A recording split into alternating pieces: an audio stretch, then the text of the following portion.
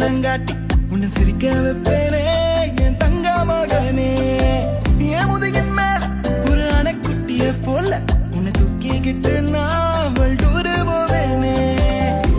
உன்னை விட்டா எனக்கு யாரடா, என்னை விட்டா உனக்கு யாரடா, பெஸ்ட் ஃப்ரெண்டு ஃபாரெவர் யாரடா,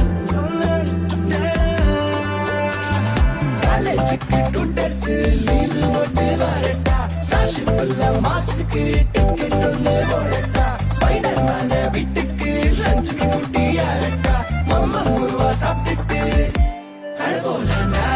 ஆதித்ய மூலம் அதித்தி